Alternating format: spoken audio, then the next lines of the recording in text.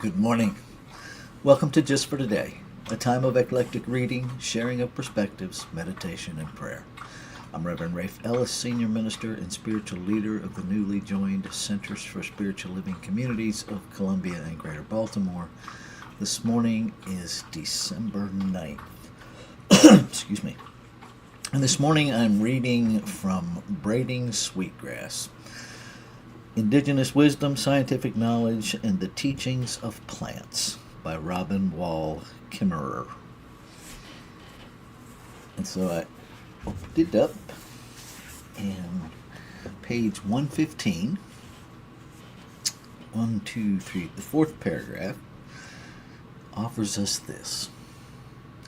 Cultures of gratitude must be cultures of reciprocity. Each person, human or no, is bound to every other in a reciprocal relationship.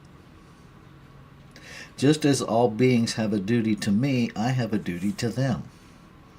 If an animal gives its life to feed me, I am in turn bound to support its life. If I receive a stream's gift of pure water, then I am responsible for returning a gift in kind. An integral part of a human's education is to know those duties and how to perform them.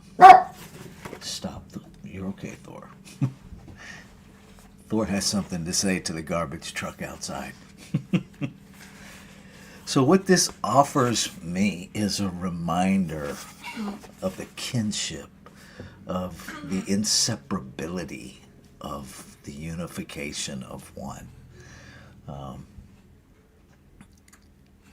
It reminds me of what Horatio Willis Dresser says I believe it's in the introduction to The History of New Thought, where he says that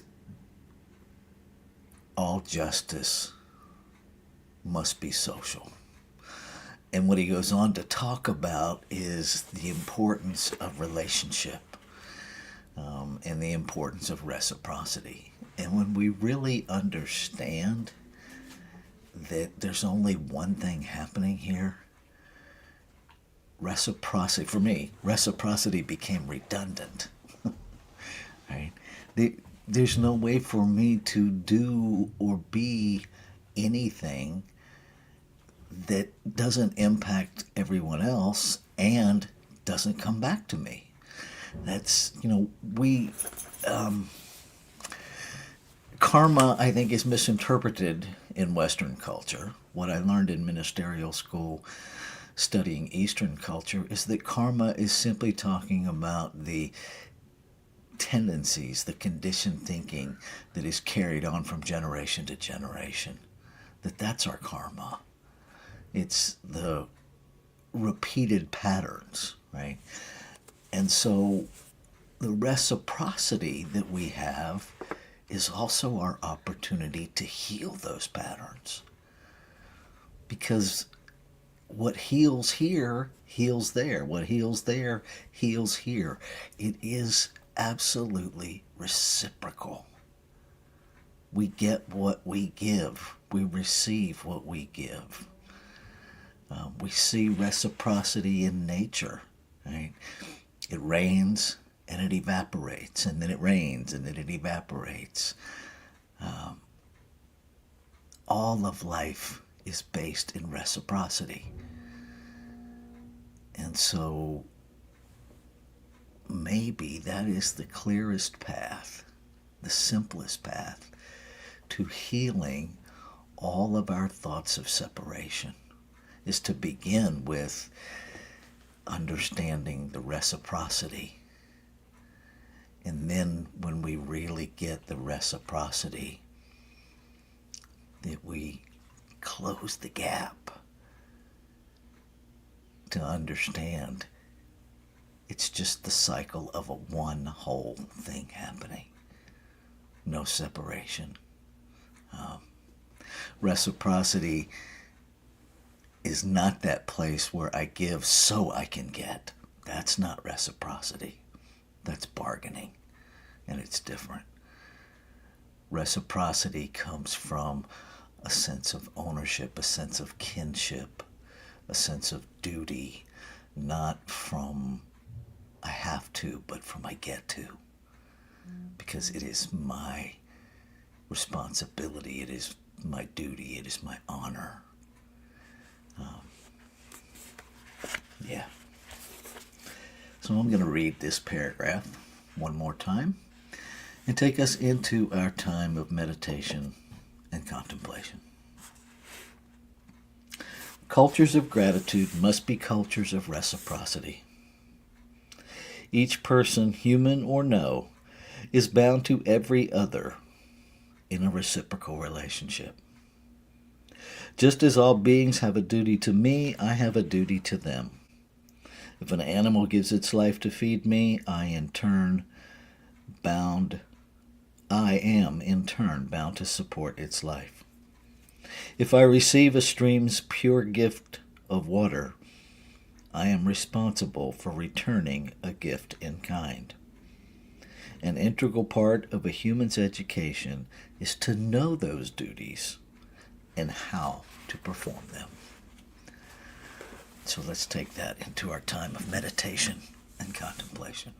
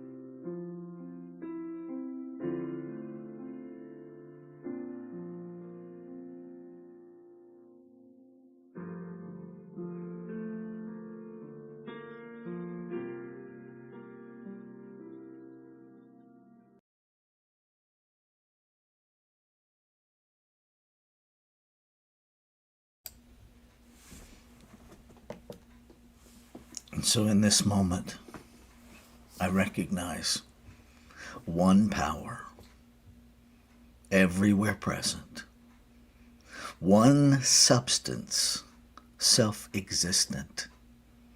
And by self-existent, I'm recognizing that it was created out of nothing. It simply has always been. And it is the source and the activity of all creation. And being self-existent, it has no beginning. And what has no beginning can have no end. Eternal. Nameless. Can never be contained by one name. And yet it is known by many. God, the great mystery, Allah, Christ, Christ consciousness, consciousness, the quantum field.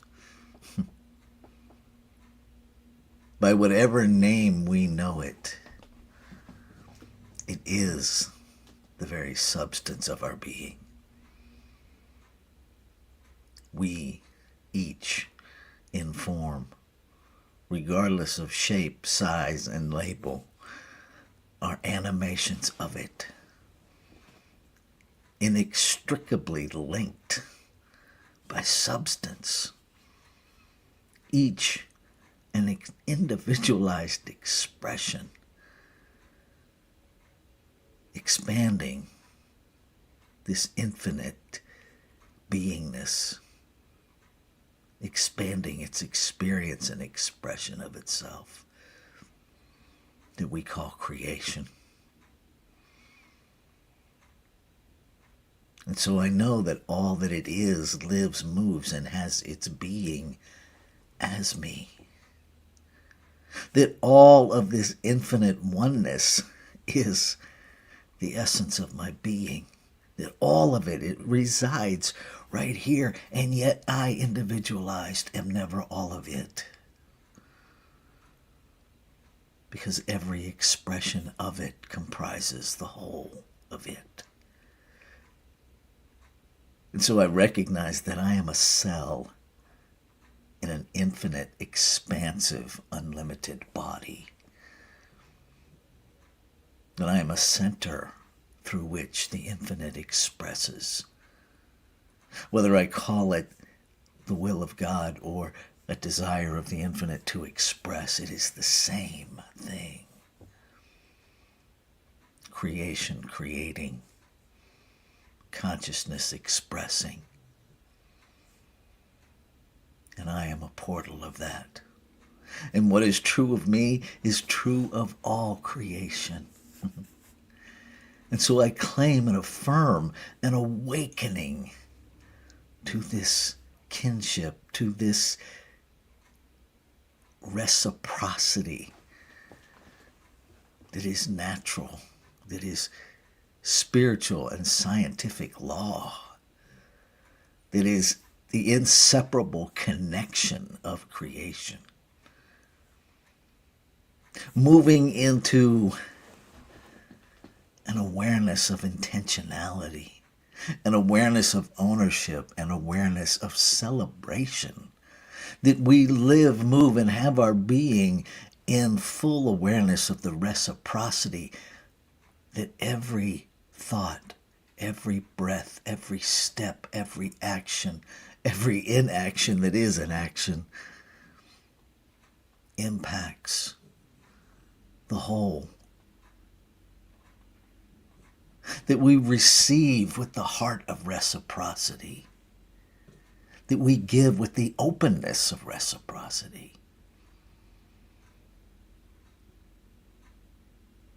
That reciprocity becomes such a natural state of awareness that the very ideas of giving and receiving just melt into one. Inhaling and exhaling. Exhaling and inhaling. All part of the same cycle.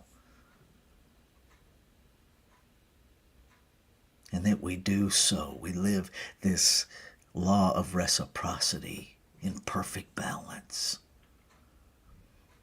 embracing, embodying the interconnectedness and the joy of duty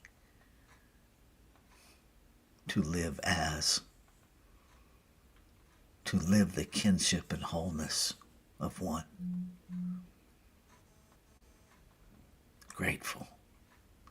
Grateful for the activity of law, that doer in the reciprocal process, the actor, the impartial, mechanical, making it happen aspect of the creative process, has already received the impress, already received the belief, the desire, the passion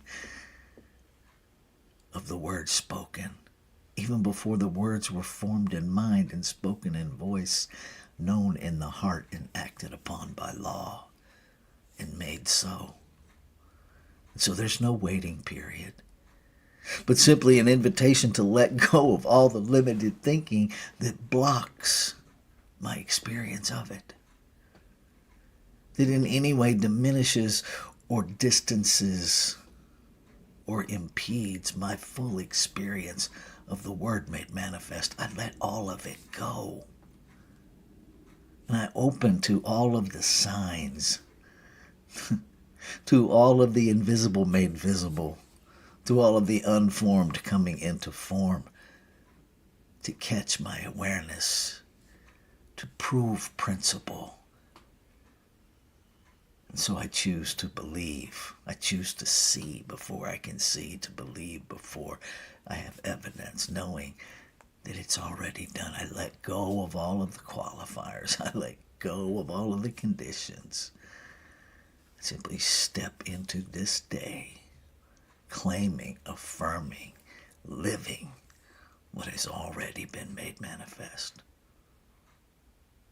Ashe. Shalom.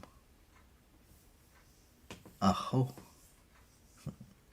Amin. Amen. And so it is. Namaste.